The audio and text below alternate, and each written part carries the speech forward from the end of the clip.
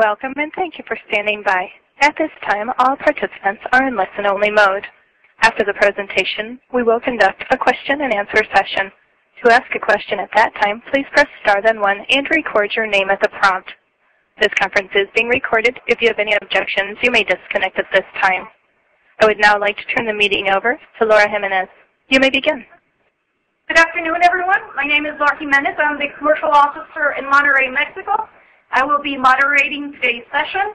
We have 3 speakers lined up. Let me get started by introducing Ms. Karen Pence, our Minister Counsel for Commercial Affairs at the U.S. Embassy in Mexico City, who will deliver the welcoming remarks. Karen, please.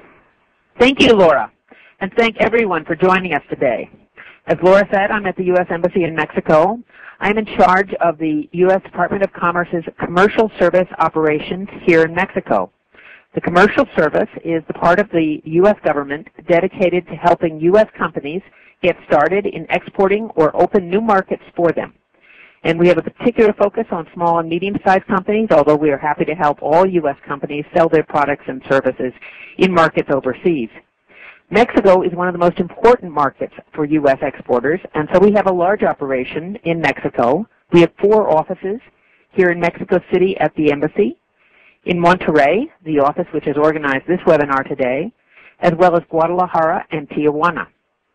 We offer a variety of services to help U.S. companies, everything from identifying potential partners, doing background checks on those partners, organizing trade events, taking delegations to the United States, and providing market information and market research. And in fact, we can customize services to the needs of our American company clients. Today's webinar is an excellent example of one of our services, which is to bring very useful and practical information to help companies successfully export. This webinar today is really focusing on new exporters or new exporters to Mexico. So it is filled with very practical and basic information. Perhaps more experienced exporters already know this information, but it's very important for companies to help them successfully export. I'm particularly pleased that you're joining us today to talk about Mexico, because Mexico, unfortunately, has been in the news for all the wrong reasons lately, whether it's because of concerns about an upswing in violence along the border, because the Mexican government has been taking on the drug cartels, and as a result there have been additional increased violence, or because of the most recent problem, which is the flu epidemic, the H1N1 flu, influenza, which could have started anywhere in the world, but unfortunately for Mexico, started in Mexico. And the Mexican government has been taking very aggressive measures to prevent its spread. And we applaud those measures, and now with the recent decision yesterday by the World Health Organization, they are encouraging all countries to take appropriate measures to prevent its spread. Despite these not very positive newsworthy items, Mexico continues to be an outstanding market for U.S. companies. In fact, we exported $151 billion to Mexico last year. It's our second largest export market, second only to Canada. So once again, I'm very pleased that you've joined us today. I think this is going to be a very helpful and informational webinar. And with no further ado, I'm going to turn it back to Laura so we get to the real speakers. Thank you all. Thank you, Karen. In today's program, I would like to introduce Manuel Velazquez, who is our trade specialist here in U.S. Commercial Service Monterrey, and also in charge of customs for Mexico. Also with us is Rafael Peña Palma, who is a Mexican custom broker and Director General of Grupo AE. With 30 offices in Mexico, Grupo AE is one of the best alternatives in foreign trade, custom clearance, and logistics. They offer management transportation, trading services, supply chain logistic analysis, HTS tariff clarification, and other services. Mr. Pineda has over 20 years of experience in customs and is frequently the speaker in the U.S. about Mexican customs. If you have any questions throughout the presentation, please use the chat feature on this webinar, and we will also take questions for you at the end of the session with a Q&A, and the operator will open up the line. Rafael and Manuel, why don't you both start telling us what the 5 most common mistakes to avoid for new exporters are? Okay. Let's start. I think it's important to let you know that we have a lot of attendance now, and I think it could be nice. At the same time, it could be scary because, like Rafael said before, probably many people have some scare about the Mexican custom, and this could be a very good update or very good information that you know what is the basics of the customs in Mexico. And we're going to start with a little introduction. Rafael? Thank you, Manuel. Well, thanks everybody, and thanks for the invitation. First of all, I want to tell you that this is a very operation side of looking at the importations into Mexico, which is something good because it's not boring. I'm not talking about articles or laws or anything. It's just what happens in a day-to-day operation in the border. And it starts also with saying that the reason why you see most of the warehouses in the American side is that in Mexico, the responsibility of the importations into our country is shared by the importer of record and we as the licensed custom brokers. It's different than in the United States because in the U.S., that's what I know from our colleagues that we work together is that most of something, if something happens in customs, let's talk about not responsibility, if something happens, it's more common to have a license of the importer record canceled or suspended rather than the licensed broker itself. So we as custom brokers in Mexico, that's why you see a lot of verification, checking goods, checking documents, and that's also a bad thing by the other hand because it seems like we are so bureaucratic, but that's how the rules are in Mexico, and it's a reason why as well. Most of the contraband comes to Mexico and not go backwards. It's just our country the problem, so that's why it's like this. We started as the relationship. It's very important when a relationship starts between the U.S. seller to a Mexican buyer. Most of U.S. sellers, well, they are under understanding of selling a good. You saying just put the place where I need to send my goods, and I'll send them over there, and that's about it. I don't intend to know more about my merchandise. And it goes along much more than that. And many times they don't know that the merchandise gets stopped in the border, the reasons why the merchandise gets stopped. So it starts from, that's why I always recommend that you at least know or have some information who you're selling to. If it's a company, if it's a person, if it exists, if it's just a commercial people, if it's a broker, if it's anybody, what kind of company does exist in the other side of the border? There's just a person that wants to introduce something into our country, because that is a lot of help also you can attend or give them before even sending the goods to the border. Okay.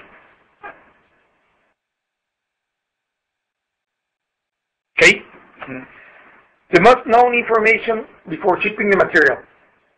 Very, very important in that, and I'm going to put examples to my presentation. Does the importer have an importing permit, which we call it Padrón de Importadores? I don't know if that has a, remember that Spanish is my first language, so I don't know if it has a correct translation, but it's an importer permit. Mm-hmm. It's like the national record that provides you the government, the Mexican government provides to the Mexican importer in order to import in Mexico. Okay. Very simple question. It has a lot of help, does a lot of help to whoever is buying your merchandise. Why is this? We got a lot of calls, even when you're talking about air freight, for example, of a person that purchased a material from U.S., it arrives to the airport. He already paid for transportation, even international air freight transportation. And what happens when it gets to customs? Happens that the importer record does not, the company or the person does not have an importer record permit. Mm-hmm. So everything is just spend it without a cost. You shouldn't even ask for the goods to get to our country. So that's the main thing, the most important question that I will always recommend of sellers to do from the United States. Mm-hmm. am I manufacturing the product or am I reselling it? Happens a lot as well that when we get goods into the airports or into the border, we get a NAFTA certificate, and when we go physically to check the goods, it says China, or it says some place of Europe or any country, and that's a big thing in Mexico. That's a big problem in Mexico. So it is very important to know that you should have your support in case you're not the manufacturer of showing what's the correct origin of your merchandise. If I am reselling the goods, do I really know the country of origin? That goes along with what I explained previously. Does my product qualify as NAFTA origin? That's a lot. It is not the same that the origin or the country where I'm selling the goods from. You need to know if really you can extend a NAFTA certificate, if it qualifies for NAFTA. That goes along to another, probably another seminar, completely webinar of NAFTA, but it goes along with the NAFTA treaty between our countries. You cannot just extend a NAFTA certificate and sign for it and then get a responsibility if you're not sure that it qualifies as a NAFTA product. I think it could be interesting. You could say one or two advantages of to be on a NAFTA product. Okay. One of them is that you pay less duty per country, just as being NAFTA. The importer. The importer in Mexico, yes. Okay. In fact, for you, it's good to compete because if you're competing with other countries, getting your product into Mexico, or you have an advantage that typically you don't pay import duties. Well, as long as probably a month before that there's a big fight over there, but before that month of those 90 products that they change for paying duties into Mexico, but typically you don't pay import duties into Mexico. Your client is going to be more happy because of that, no? Of course, and that's why many times they ask for a NAFTA. You give it, and you shouldn't give the NAFTA. That's why it's very important to know if you qualify. And another one is that typically also the permits, they are a lot less, how can I say, mandatory for the NAFTA region, for the NAFTA product as well. Okay. And as a tip, obviously the shipping country is not always your country of origin. That's also very, very typical in our day-to-day operation. Thanks. Do I know how to fill up a NAFTA certificate? If you don't know how to fill it, it's better to ask and to fill it the correct way instead of don't do it correctly, and then in the future operation or when the goods are presented into the border, then you cannot apply for it. Then you ask for substituting that NAFTA, then it's a back and forth sending off documents. In this case, Rafael, who can help you to fill the NAFTA certificate? Okay. Typically, even your commerce offices in your cities where you are, or even the custom broker can send you an example saying, fill it up like this, just put the description, the type classification, the classification A, B, C, D, according to what the product is. And there's always, even in web pages, there's a lot of information that you can get. Okay. And if you still have questions, just probably you, Manuel, or myself, you can always, it's better to ask. I always say that. Does the material goods require a special importing permit? That's very important. If you're telling me you're sending a chemical, you will typically need a permit coming into Mexico. So it's very important to know in advance if your product will need a special import permit into our country. That can always be known in advance. Simple sending a picture, sending the NSDS, well, I don't know exactly the words of when it's a chemical, it's an or safety data sheet. All those support help us to come to a third classification will help us to know if you need an import permit or not. I always, and I should say this since the beginning, but I always said that 90% of things to be done before getting a product into the country can be done in advance of the merchandise getting into the border. So all of these can be done in advance.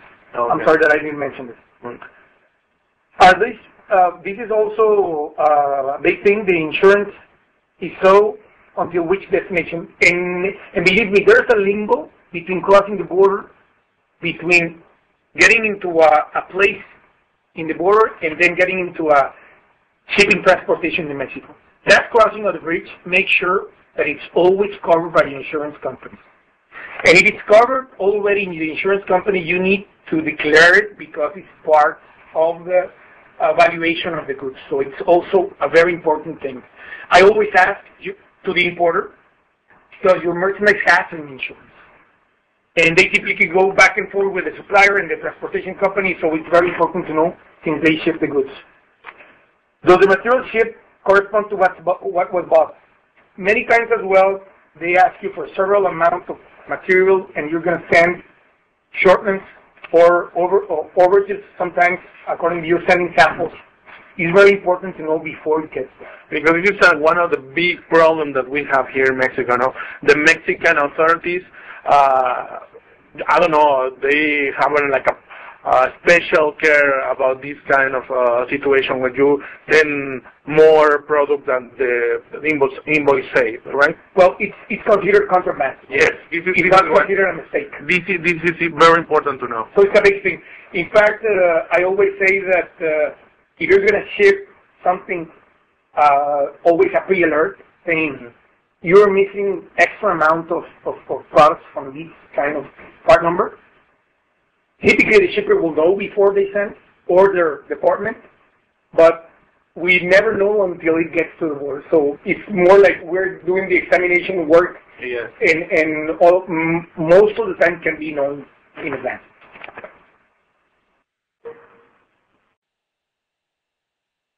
When we talk about statistics, before entering the mistake number one, from the goods that arrive to the border, from 100% of the goods that arrive to the border, because I'm a very good sample of what I receive from many types of importers into Mexico, 30% of the goods arrive without a certificate of origin when they can apply for it.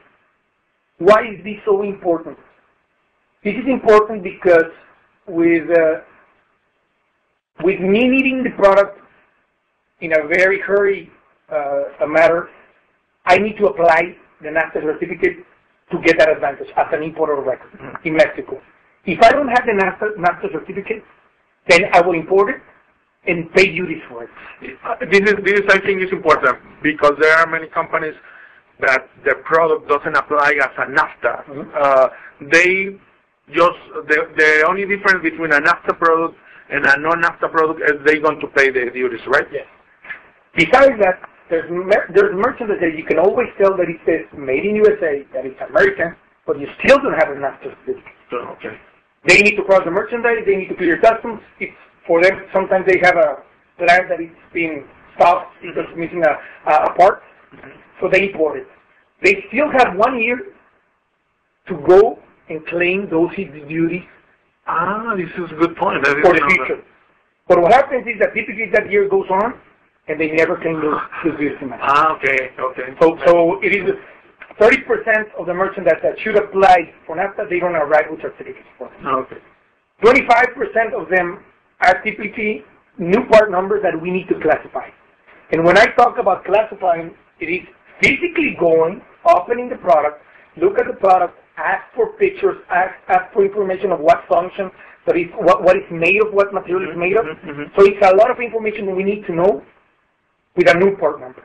Again, coming back, if I'm a seller, I'm sending my goods into one buyer in Mexico, and I typically send them these part numbers, and I'm sending a new part number, I can know it from my system.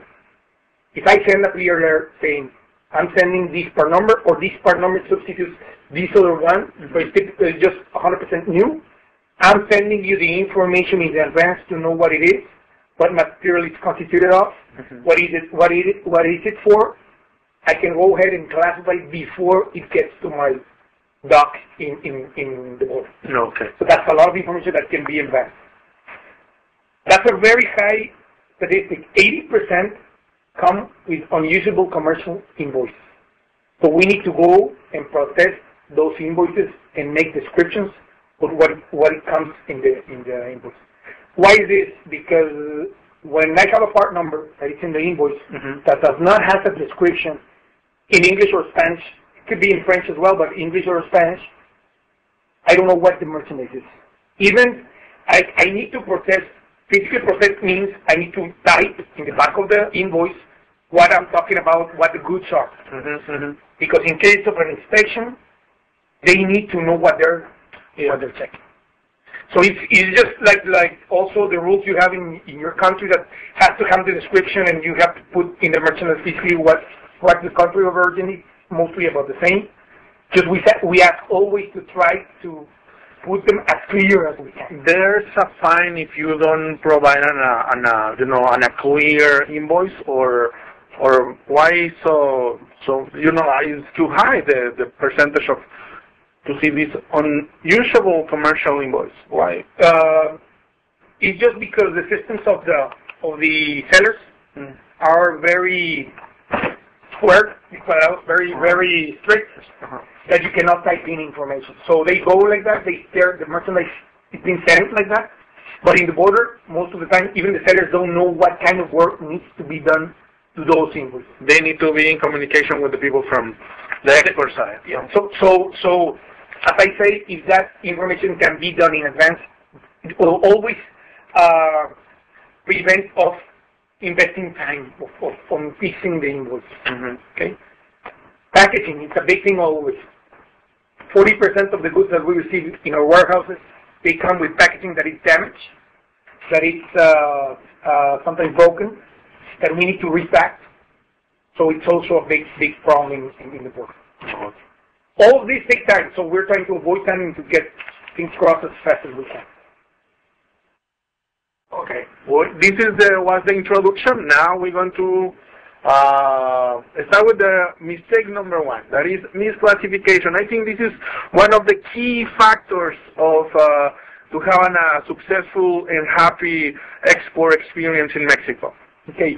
I put an example here of some harmonized tariff schedule or the tariff code that sometimes even with a NAFTA certificate, they send a tariff classification, and when it gets to the border, we go and find out that it's another classification. I think it's interesting because I think we have many people who are new to export. Just explain a little bit what is an HS code, the popular HS code. Okay. The third classification is the number named now by the World Economic Customs Committee or organization, that all the goods should be classified in that harmonized tariff code. It's just a worldwide code. Some of them vary by the end of the 2 or 4 numbers. And Mexico is I think the international, there are the 6 first number, and then we have the other 2 for Mexico, and there are other 2 that are 10. But right now we are working with 8. Yes. So whenever there's a difference, there's 2 things that happen. I cannot apply the NAFTA if there's a difference. Even I ask for a new NAFTA, or I just import it with the correct classification I am putting to it. The broker is the one liable for the tariff classification in Mexico. Even they change the NAFTA certificate, or they put me, or they send me the backup information saying, no. When you talk about this is not a plastic part, this is a valve because of this, and that. The characteristics. Then the characteristic, the information, a brochure. I recommend always to have websites.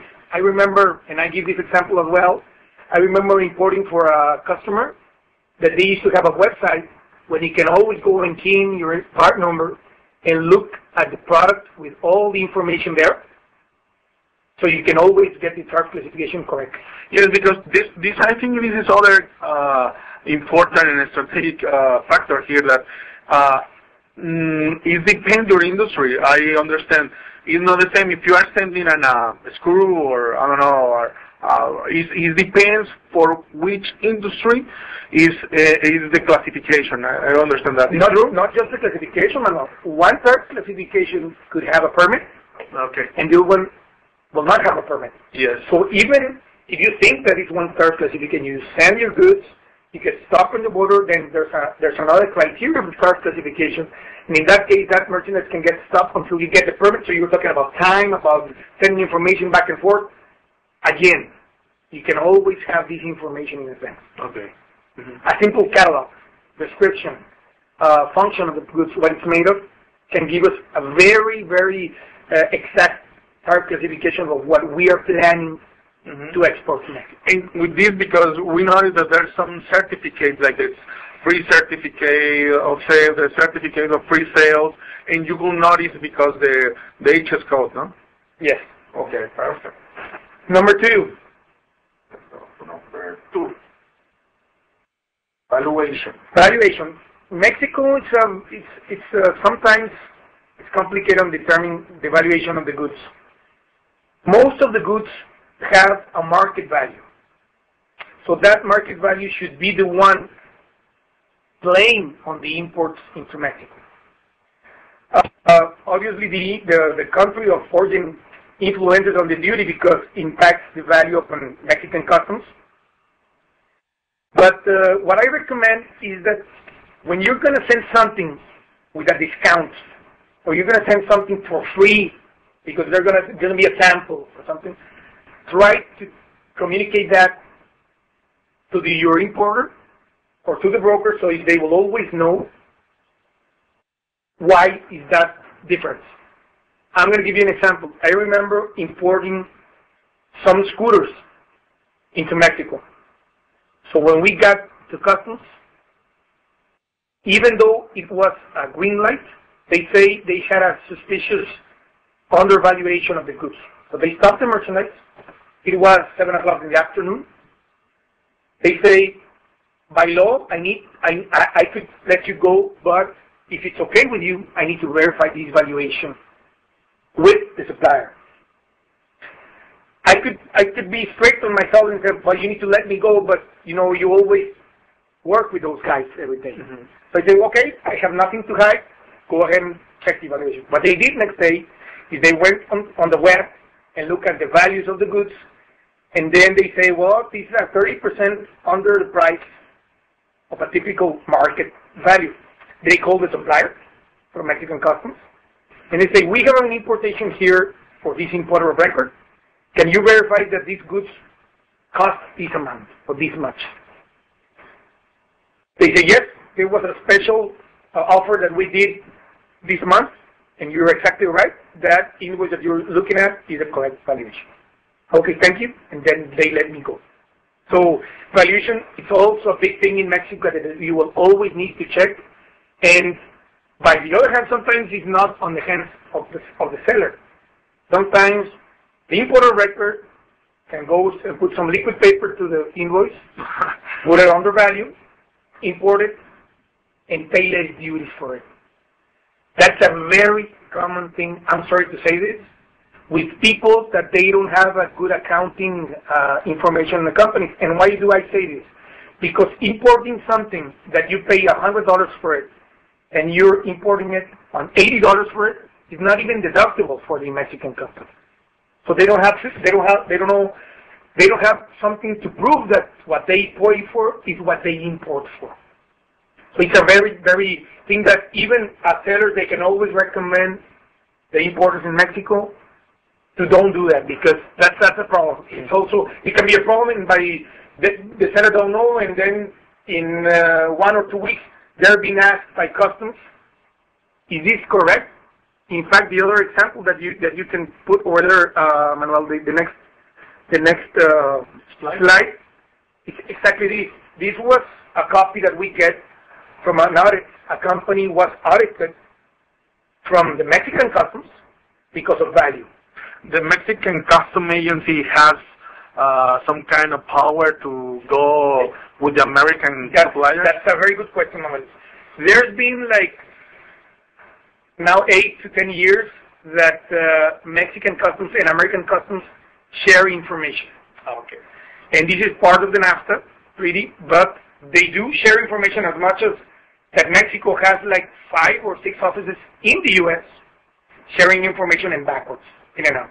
Why is this? Because there were a lot of inbounds that they didn't cross into Mexico, that they stayed in your country, and by the other hand, there were a lot of merchandise that we were told that it was certain kind of goods that they came from Asia, and there were another kind of goods that they were contraband. So they found out that this will be very helpful for both countries. They share a lot of information. So in these cases, Manuel, when customs, and this was a steel company, steel has a lot of problems. I don't know, there are still companies connected, but when you talk about their production molino, how do you say molino in English? Mill, yes. On their production mill, they say, well, this mill is in the United States and typically it was in Ukraine or Russia or somewhere else. And then it's very difficult for Mexican customs to know just by seeing at the goods if the origin is from there. Yes, because it doesn't say made in this particular part. So what they do, that they go ahead and tell American customs, we're going to audit this supplier in the U.S., and they go by this outsourced company, and they go and they audit the supplier they use. And believe me, they are always working together. So you will receive a visit, even from Mexican companies, with an American authority with him, visiting that supplier. This is interesting to say that the Mexican government, in this case the Mexican Customs Bureau, has resources to go there. No, this is in order to many companies who start to export into Mexico know that. Not just that, Manuel. Mexican customs, even what you hear about them, they change a lot. What the problem that you hear, or companies calling you that they have their merchandise stopped in the border, just think about this. Just 10% of the goods are being revised. From those 10%, you get hundreds of calls every month. So imagine the other 90 that it's crossing the bridge. Simple. It's crossing the bridge. So that's why they share a lot of information. So while they don't check the goods in that particular moment or in the future, that those kind of audits can happen pretty easy. Oh, okay. You were talking about, when we talk about systems, customs has grown a lot of systems so they know what you imported, at what price, what description, what specification, how much you pay for duties. If you imported a temporary importation to manufacture in Mexico, if that material went out, if it didn't went out. So you have all that information in the system that will go along and be shared with the American customs, and then they go together and go and visit a supplier. And I've been participating backwards also. I remember American customs coming and visiting one of my customers in Mexico because they had some questions, physically coming. I'm not talking about a document. They have their permit and all the legality support. The customer called me, said, can you support me with this? I was visiting the company with American customs, visiting the supplier as well. Can you show me your manufacture process, where your raw materials come from, documents where you purchase your raw materials, if they qualify for NAFTA. So there's a lot of information with this kind of audits that is being shared. So you can get along with your bad importation once or twice, but sooner or later, if you're an important supplier or you're an importer in Mexico, they will catch you, believe me. Nice to know that. Okay. We move to the next one. And we are in the NAFTA certificate of origin. Well, yes, I mentioned this, Manuel, because it's an important, very, very important factor, as you mentioned before, of paying or not paying duties. So when you send a NAFTA certificate, make sure that it's filled up correctly with complete export information, sometimes the producer, the lack of detailed description of the goods as well, address, zip code, company name, tax ID, signature is very important. A very important thing, Manuel, is that a NAFTA certificate for the importer record in Mexico, he needs to have it in his file in original. This is important. So that's very, even sellers can tell you how many times are they being asked for a NAFTA certificate in original. The Mexican importer. The Mexican importer. This is so it's if I'm gonna purchase a company in the U.S. and in exactly the same characteristics of company, I get an advance of a company sending me without asking for them a monthly or a yearly NAFTA certificate in original for my importations. I really appreciate that, because the import-export clerk or manager is very busy with many things, that when he finds out, he cannot apply NAFTA for many things that already happened, that already been imported, and a year passed, and then I cannot apply for it. I think this is very important to let know to all kind of companies, in particular the new ones to the market, the new ones for export, that this is I think a process and a document that they could help to Mexican importers to have everything in file and in place, and they could help them, no? In a very easy way, just sending this information. Yes. It does make a difference. It does make a difference. This is important to know. Next. Documentation, the mistake number 4, I think this is a key one. Yes, very important. Unreadable commercial invoices. Sometimes we receive invoices with handwriting on it. Descriptions only by part number. You can never tell what's the description of the goods. We mention it. Documents arrive after the material arrives at the border. I always ask, why do we receive most of the invoices in the border with the goods, even after the goods arrive? I will say, well, if I'm coming from Chicago to Laredo, I'm driving at least 3 days, 4 days according to the transportation company. Why can I don't get the documents in advance? And I'm still asking for the same questions the 15 or 20 years after that I started as a broker. And I don't know if it's that they send it to the importer record, or the importer doesn't send them to us. I don't know if it's just a common thing of doing it and saying, well, I will put an envelope and ship it with the merchandise, but that in the past when you didn't have internet and attachments, well, I understand it's just another expense.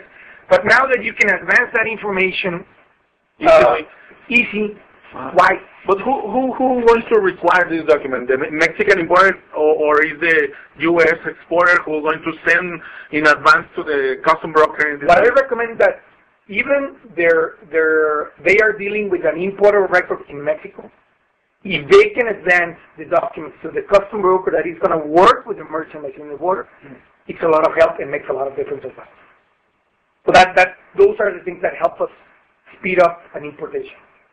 Because then, or put a copy paste on an email for the import record as well as the custom book. Okay. Because we can receive the documents in advance. That's nice.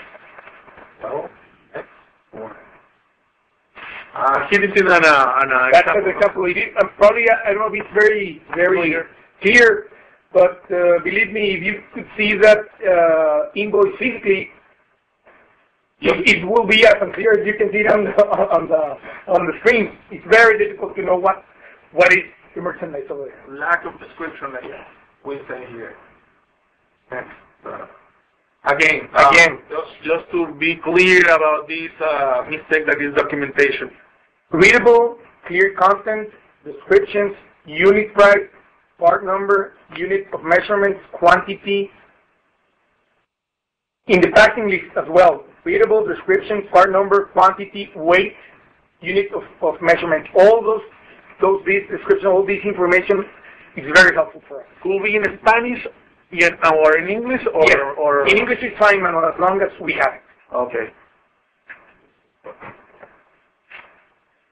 If you can add over there a pre-alert that you can put here when it's short or over, shortages or overages, it will be very helpful as well, that we can go and find out where's the shortage instead of counting and making sure that the merchant that is in the invoice is the one that is coming physically. Okay. That we can match. That's a great word. We are in the mistake number 5, and I think this is one of with the custom broker. It's very important to know that you're going to work with a well-established custom broker. Here, what do you have? Okay.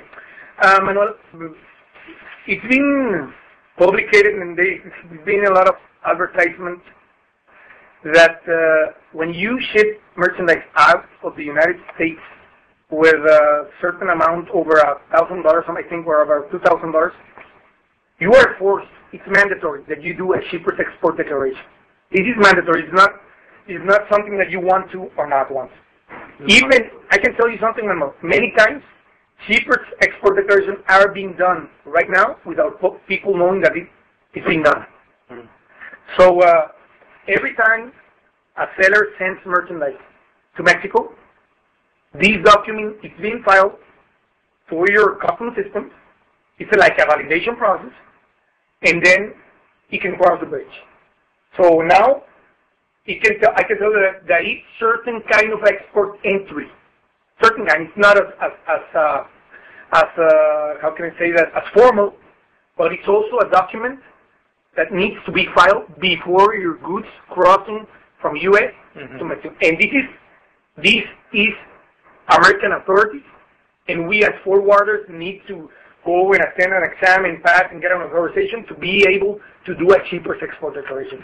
In fact, there's fines and many things for avoiding doing a correct cheaper export declaration. What about the people who send their products through the, I don't know, courier services, DHL, the FedEx, or? If the goods are over this amount of dollars, many of the times the same couriers are doing it for them. Okay. But it's under their name.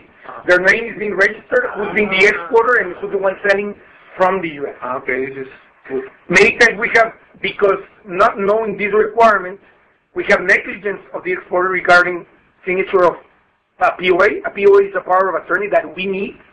We need this power of attorney to file those goods. It's like the people authorizing me to do shipper's export declaration under their name. Delayed clearing of the shipment in the border without a power of attorney, I will never do an exportation. The merchant will never get out of my warehouse in the border. I think a good thing here, or a special thing to say, is that you could have, the American export could have several power of attorney, right? Yes. If you work with several brokers or several forwarders, yes, you can always. I don't think there's a restriction on that. Okay. This is good. Okay. Well, and it's part of an implementation process. When we go and implement an importer in Mexico, we contact the sellers in the U.S., send them an email presenting ourselves, and tell them, you need to sign me this power of attorney. You need to do this. We're going to be doing exportations under their name. And 50 or 60% of the time we have problems to get this POA signed because they don't know that this is a restriction. They think it's about us, and honestly it's not about us. It's just missing information that people have. Okay, well, like you noticed, we're going to talk about 5 mistakes, but when we start to talking about this, we find other, like as a plus, we're going to give you a bonus, a mistake number 6, because we find out that it's very important to let you know about this one. Before that, man, I just want to mention that what it says that it's an obligation to report all the material that will be exported to our country. Yes, it is. This is important to say. The next one is an example of power of attorney that is being filled by the sellers, by the people that is attending this webinar. They are the ones responsible for filling this kind of power of attorney. And the next one is the shipper export declaration that we file with American system, with American customs as well. They receive this document from the custom broker, or we do it as a forwarder, as a forwarding agency in the U.S.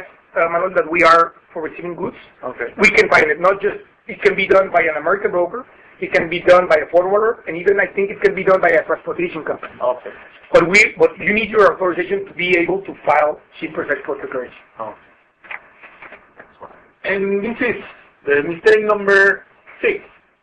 There was a big, issue about packaging recently, about famous pallets. Yes. And we'll talk about it later, but it's important to know that in the border we get material without labeling, many times without a part number, without description. So when you go and do a verification of saying this is the invoice, and you go ahead and look at the part, you can never tell which part is what, and how can you do a verification of the good. So I always recommend, if you can label it, many times when it's barcoded, we can always go and scan it, and that's a lot of help that we can put into our systems as well.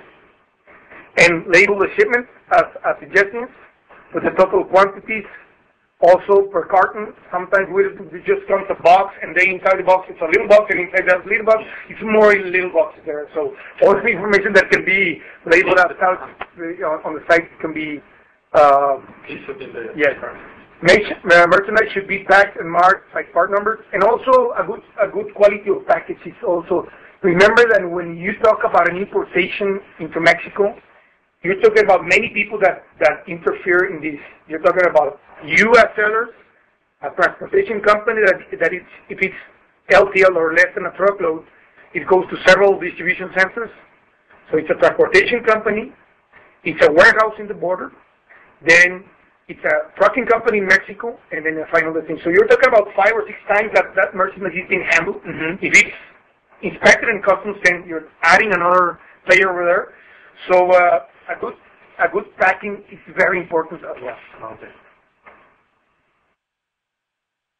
I just put an example there of discrepancies. Sometimes what says outside the packing, outside the box, is not what it says inside. So it's big thing again, unpack it, put on our carton, put on our label, and doing that also always in the order will be cost and will be time. And obviously, I think the Mexican customs officers start to, pointing out in this kind of shipment, because if you are having these discrepancies or mistakes, they're going to point out the shipment, no? Yes, they will. That always happens. They start with the importer. They say, well, this importer of record always has this not liable information. And so the first thing they do is they start inspecting you more merchandise. So instead of the 10, you get to 15, 20, and it goes over. Or in the future, they can start, again, interchanging information and saying, can you go and check this particular supplier, because it's a common mistake that this happens.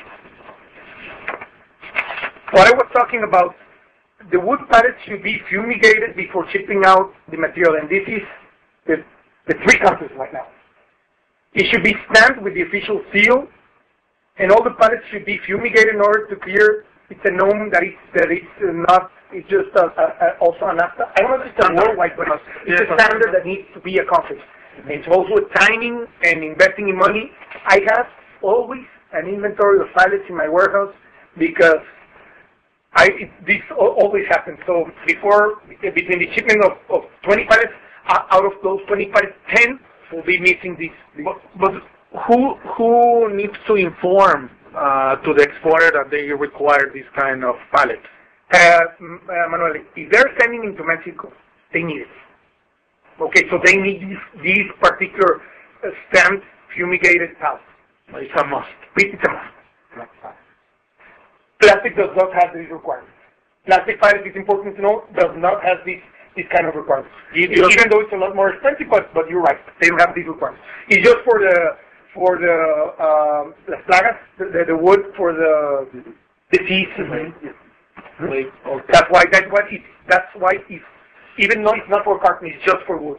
In this case, is there the more popular? The wood is the more popular pallet to introduce. 95% of the goods are being imported in wood. Unfortunately, because of the trees. Yeah. Okay, we have here one of the the summary of all these mistakes and suggestions. You notice. The custom broker has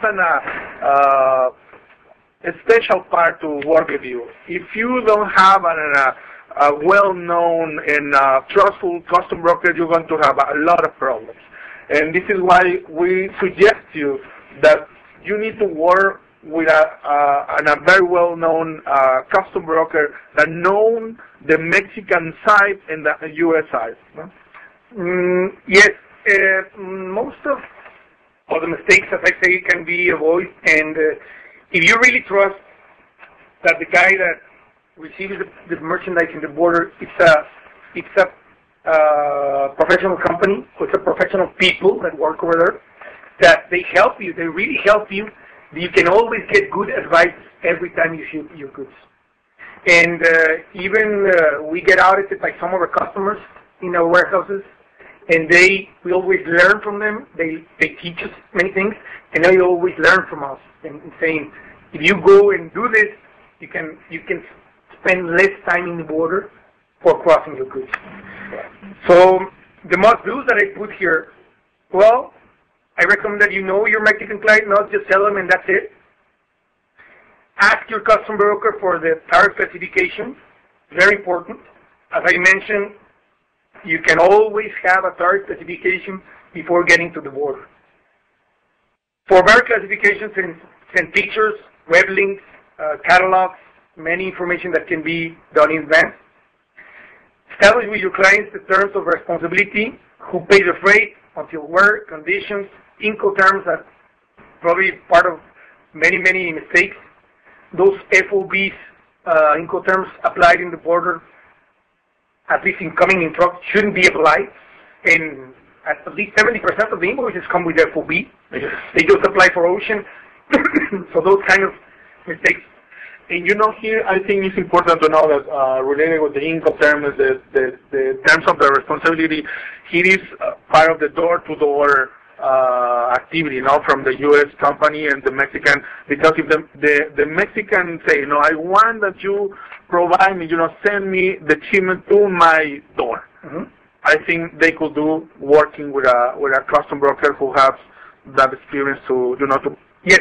If it makes a difference, Manuel, and you need to send your goods placed in a particular company in Mexico, probably it's just a physical person, or it's just a small company, there's always a legal way of doing it correctly, because there needs to be an importer record, Manuel, mm-hmm. and then that importer record needs to supply that company. So everything has to be documented correctly, and it has to be in an accounting terms very well filed. Okay. for getting the goods. Send an NAFTA certificate. We will always help you sell your merchandise in Mexico if you qualify for NAFTA, obviously. Ship material with a copy of documents required, invoice and packing list, but remember to send it in advance. It's more thankful if you send it in advance. Send documents to custom broker before the material arrives at the border. Again, our attorney, NAFTA, believe me, many times we receive the goods over there, we didn't even know who was the supplier, and we need to start from zero when we receive a good from them. Get a power of attorney, get an NAFTA certificate, get an invoice. So if I am an importer record in Mexico, and I'm already buying from a company in the U.S., that company in the U.S. has the proper documents, he could be advancing those documents to that particular forwarder in the border, and believe me that he'll be surprised saying, well, I really thank this seller because he's advancing me a lot of information mm-hmm. that will help me before the goods arrive to the border. Label each package with the correct part number, we mentioned it, and the wood panels should be fumigated as well.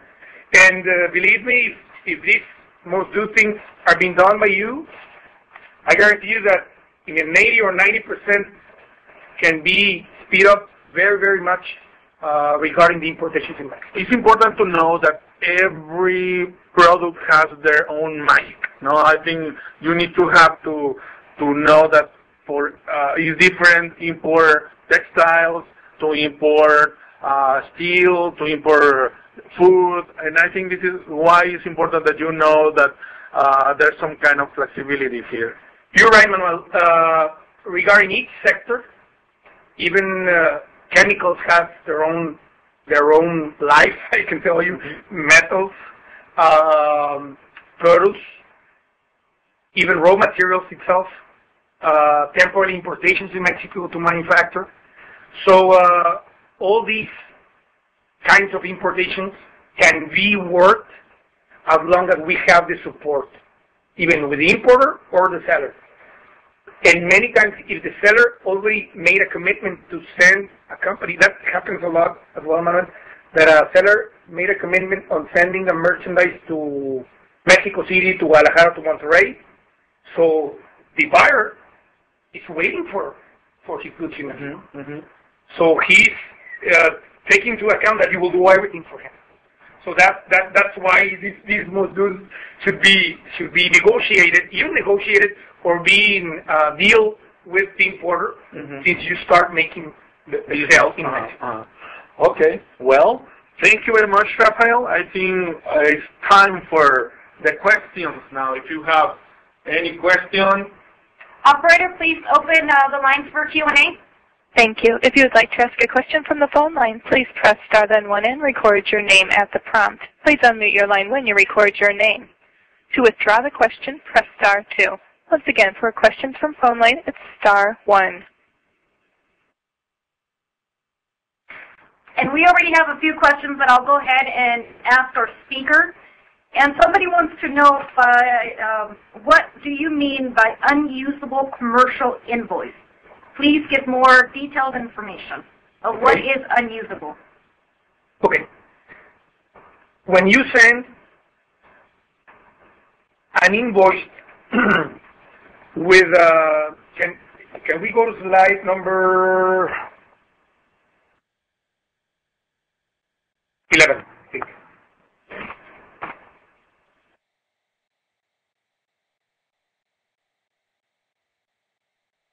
When we send an invoice that is not clear on what it comes in the shipment, that one, yes, thank you, Manuel. This is not usable for me for being imported. So what we do physically is that we go on the back of the invoice and we type the description, the value, because this is an official document, right? Manuel, it will be a document that can be revised or checked in an inspection in customs. Okay. In fact, you leave a complete file in customs for the future, revisions or whatever. So what we meant by this is that when you do a correct description of part number, goods, unit price in the invoice, these invoices are the ones used for the importation. We don't need to retype it or to put, in fact, it's just like a process of the invoice. When you type in and you need to sign as responsible saying, I am protesting this invoice because it wasn't clear and sign for it. So in case there's a problem in customs, you are responsible for protesting that invoice. Okay. So that's unusual means that, well, this information and none is probably mostly about the same. So that's why we really appreciate when we have a complete information in the invoice. Okay. Do we have any questions, operator? Yes, thank you. Our first question from the phones is from Jeanette. Okay. Yes, I actually have 2 questions. I'm unclear as to who does the power of attorney. Is it the seller? Is it the broker? Is it the forwarding company? Who actually does the power of attorney? Okay. For shipper export declaration, sending your goods into Mexico, for the U.S. purpose, for U.S. Customs, the seller does the power of attorney. And I'm talking about for shipper export. For importing goods in Mexico, there's a power of attorney as well that we need to get from the importer in Mexico. So one is done by the seller to be the exportation from your country to Mexico, and the other one is being done by the importer. I didn't mention this in the presentation because that's something that we get. It's an authorization to do importations under the name of the importer record in Mexico. So if your question was for the shipper export declaration in U.S., is U.S. the seller? So, and is there a online document that you can download so that for the power of attorney? Well, in the presentation there's a sample. So you can make one off of that sample? Yes. They're going to have this presentation. Yes, you will get the presentation. You will be receiving this presentation, Jeanette. Okay. And in fact, if you need to email me so I can send you a format as well, no problem at all. Okay, and then my other question is, how do you find a good company, whether it's the custom brokers or the forwarder? Because I had one experience where I've only shipped into Mexico once, and I had the forwarding company online with my sales representative from Mexico and the LTL carrier, and not once did the forwarding company tell me that he could also do the brokerage end of it. So when my Mexican sales rep found a broker. They were in 2 different warehouses. And I had all the documents sent to everybody prior to, and when it got down to the forwarding agent, then the broker said, well, why is it there? Why didn't it come here? And it fell apart when it hit the border. In our case, we have a contact list with several custom brokers that we could share with you. Obviously, we met before with this company. They are very reliable, but you need to check we have there's a website that you could see the record of this company and how they are, doing the business here in Mexico. I don't know what you could comment about that, Rafael. Well, Manuel, to be honest, depends on who's paying for the services. If the importer of record in Mexico is the one responsible for getting his goods into Mexico, he'll be the one telling you, send it to this particular broker. If your responsibility is to leave, to put your merchandise into Mexico in the door of the buyer, on the LTL carrier. Well, you need to find it's many companies, international companies, or somebody that could do that importation to Mexico. Now, if your commitment is getting your goods into Mexico, remember, this does not work like in the U.S. that you can have a bond as an American company and import it into Mexico. This is a very different scenario. In Mexico, you need to be a legal established company with your importer record filed and authorized by the Mexican government. So you need to find the correct way of getting that particular, how do you say, trading company to import it and then getting it into your customer. So if I emailed you, you could send me the website with the list of companies? Yes, of course. Okay. All right. Thank you. You're welcome. Operator, any other questions? Yes, your next question comes from Alpha Robinson. I just had one question on the packing list where you listed that you need to put the weight. Is it the net and gross weight, or do you just need the gross weight? Well, it's appreciable. We really appreciate that you put both, but gross weight is fine.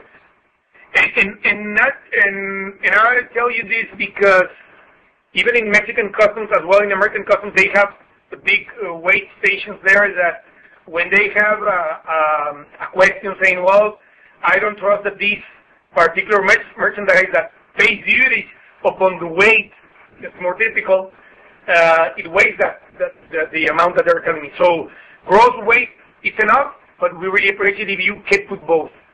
Oh, in the U.S., you have to put the net and the gross on the packing list when you're importing, because customs also looks at the weight of the unit to also verify, the product. Because if you're bringing in nails, a nail should only weigh like 1/10 of a pound, and they compare that to the shipment. So that's why I asked: is it net and gross?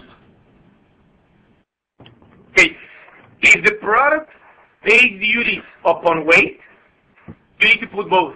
You're right. But if you're talking about a machine that it pays for its own particular HTS or harmonized tariff classification, and the weight is not so important, we can put a gross weight with no problem. Thank you. You're welcome. Operator, other question? Yes, your next question comes from Eliza Herrera. I'm sorry, that was a power of attorney, and I got the answer. Okay. Yeah. And then we have a question from Alberto Diaz. Alberto Diaz. Yes, Alberto Diaz. Listen, in case of an audit from customs, either U.S. or Mexican, on the certificate of origin or the NAFTA certificate, who is ultimately responsible for that information? The one that issue the NAFTA certificate. If you as a seller were the one issuing the NAFTA certificate, you are responsible, Alberto. And even you are a producer and you can show that you are the producer and your production lines or procedures, or you have the support from who you purchase the merchandise from, that you can always tell that it's an origin product, but you are the one responsible if you issue the certificate of origin. What is important as well, Alberto, is that if somebody in Mexico, they use your letterhead or your NAFTA certificate or a copy, and they were the ones that did that NAFTA certificate under your name, you just need to prove that happened, because I'm sorry to say that, but those things happen in both countries. It's very common. Okay, thank you. Other certificate question. Can I give a NAFTA certificate if the equipment is made in Germany but repaired in the U.S.? Okay, the origin never changes. If you tell me that you're going to transform a complete transformation of a good, that's different. So we need to go back to the rules of origin. But the origin of the goods never change. And even that's important. If we import, and I have a company that imports little microphones to do these phones, and they import from Japan. And they import from Japan through U.S., and they pay the duties for U.S., and when they come to Mexico, they need to pay again the duties, because the origin is never lost. So what I recommend is bring it inbound in the U.S. and let's import it, so you just pay once for the goods. When you go back, we need to go to the rules of origin to make sure that phone qualifies now as a Mexican product, because the microphone is just a little part. But it is important also that the origin is the correct one. Okay. Operator? Yes. At this time, there are no further questions. I have a few more. Rafael, does the seller ship the goods directly to the broker, or why do you say that you receive materials without knowing who the seller is? The shipper or the seller sends material typically to the broker. When I mean by the broker, it could be a warehouse in any border. Let's talk about your south border, any border. So we receive a lot of material without knowing who the importer is. Sometimes just with a packing slip, saying this XYZ company in the U.S. is sending this particular merchandise to my forwarding agency. It arrives to my warehouse, and I don't know even the seller, and I don't know who the buyer is in Mexico.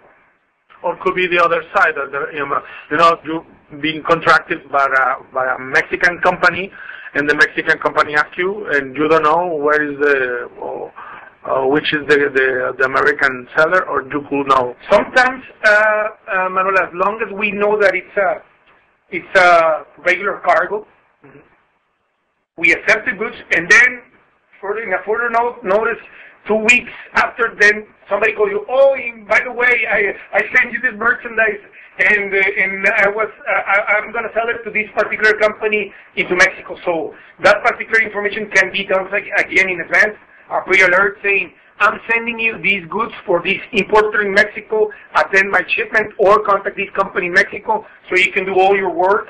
Or that particular company in Mexico, let's say a sales executive from our company, did all the procedures, but he never told me that he was expecting some goods a week after we authorized it in our system.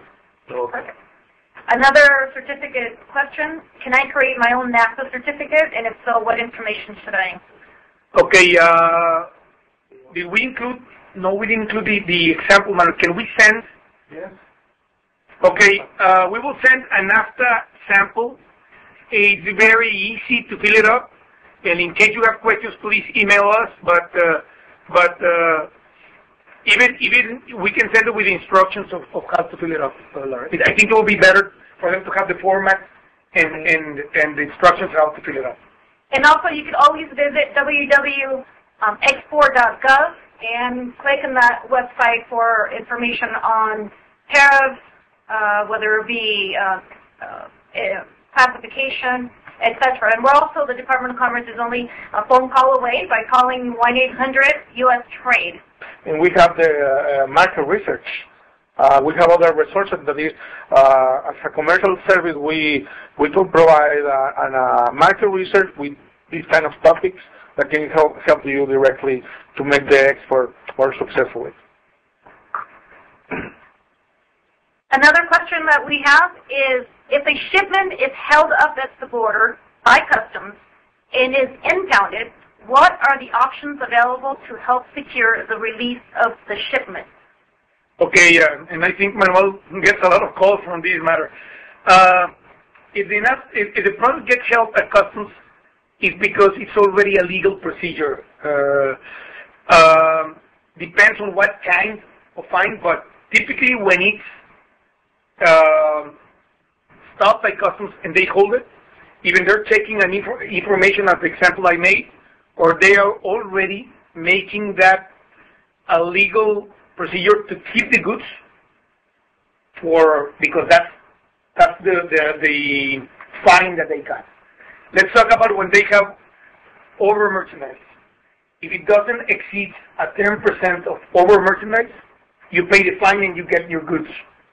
If you don't declare it at all and it exceeds, even if it's a complete, totally different product of what you declared, then you get your merchandise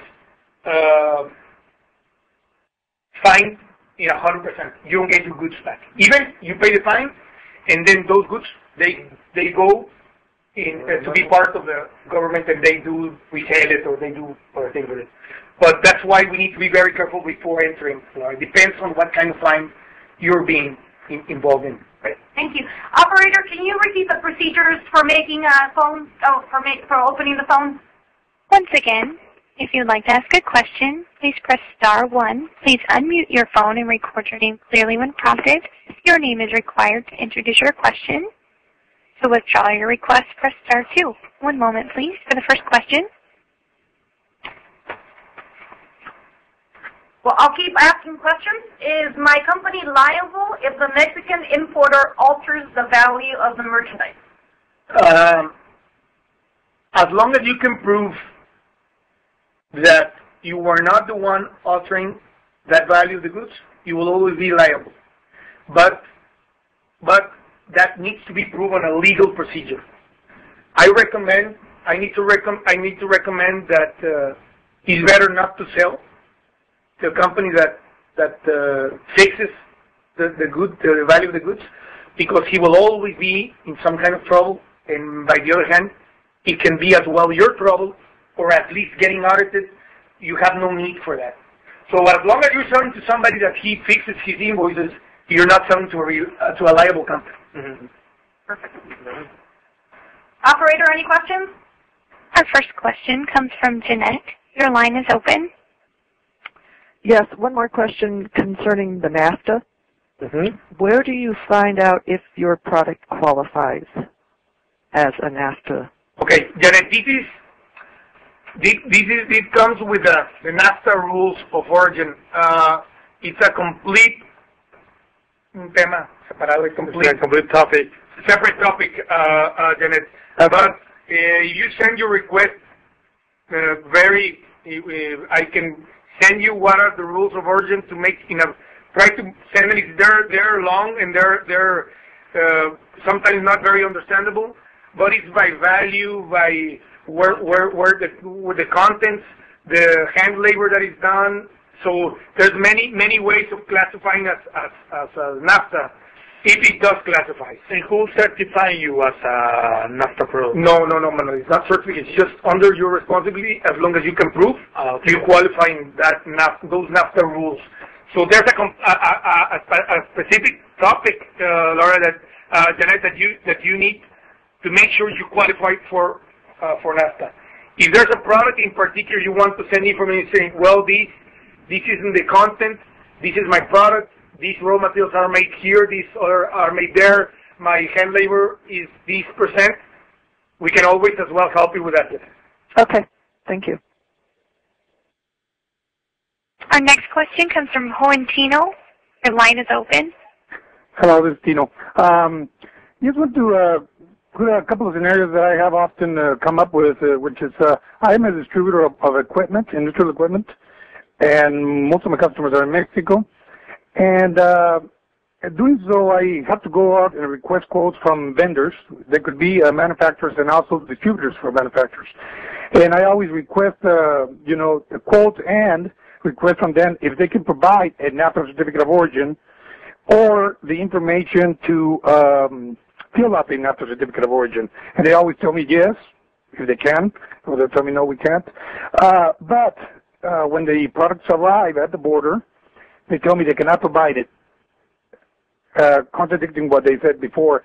And sometimes, not only that, but sometimes the product is made in China instead of the United States.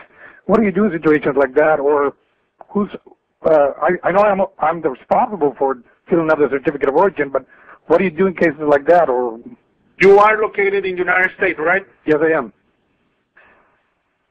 The question here will be that you're reselling the goods? Yeah, I'm reselling the goods. You're reselling? Yeah.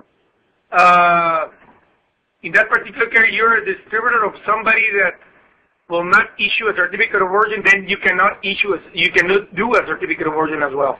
Yeah, but what do you do when you already bought the goods? They already told you they would provide you a certificate, and suddenly when the product is already here, then they tell you it's not. That's also very common, you know. But my recommendation is you need, well, I don't know how much you know the companies you distribute for, but I think it's more important for them to sell rather than anything else, you know, because it's a big thing. Yes, you're right. We have many examples that we get merchandise in the border, we cannot cross it, nobody wants to issue a certificate of origin, and then instead of paying 0, it goes to 20 or 25 or 30%. That's what it ends to, right? Because that's what's been my experience. I get a product, let's say, just to put an example, the name of a company X, and they even issue a NAFTA certificate where it's a general NAFTA certificate where they list all their equipment that they sell. So I have to go and pick the one that I bought from them and put it on my NAFTA certificate. But then when the product gets here, it's made in China. Oh, well, that's a commercial side as well, but I think, well, it can be both. It can be two things. I can rely on not knowing what they're doing, and by the other hand, you just do it on purpose and saying, well, I'm going to issue it anyway. And that, believe me, in the border, it happens a lot. We get an NAFTA certificate, we go physically to the goods, and they say China, they serve somewhere else. Mm-hmm. But that's a commercial side between you and who sell it to you, because regarding the border, you cross it, you will have a problem in the border. Is a commercial what? It's a commercial issue that yeah, okay. That it's a commercial deal. It's not something that legally you can do against them. They're selling you something. They shouldn't be issuing a certificate. The bad thing here is that they don't tell you until they sell it to you. Okay. No, I know some of the companies that I deal with, they take note and then they correct, but some of them just keep on doing the same thing. So I have to go tell my customer, hey, I'm sorry, it's made in China. You have to pay your duty for it. Is the same as the delegate that they give you a NAFTA certificate for something that is not from the NAFTA zone? That's not giving it. So giving it is not very well if you go and physically tell that the merchandise is from China, even though they're very good guys with you and they give it to you. Well, it's not correct the same way. Yeah, and the same situation happens with people that want to export, but they don't know where the product comes from, and they still do another certificate, and it's not made in the United States. And but they give it to you, then you give it to your freight forwarder, and then they say, sorry, this came in with something that says here made in Germany. Then you're in trouble. I'll recommend you something. Get these presentations, and send it to them. Yeah.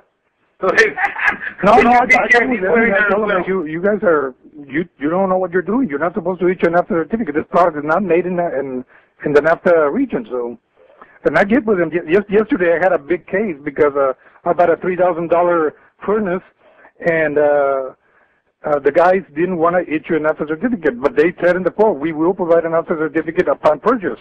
So here I am stuck with the furnace because they don't want to provide it. How? And unfortunately, that is not uncommon. It's not, no.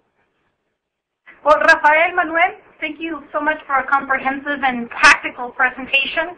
If anyone in the audience still has any questions, feel free to email Manuel, myself, or Rafael. There's information there. Everyone in the presentation, in the webinar, will be receiving the recorded presentation as well as the audio in the next several days. Like Karen mentioned, the U.S. Commercial Service, with over 100 offices in the U.S. and 80 throughout U.S. embassies and consulates, can help your company increase sales to new markets. Our dedicated staff will help you get started to increase your sales internationally. We can help you by providing world-class market research, introduce you to qualified buyers and distributors, and counsel you on every step of the export process.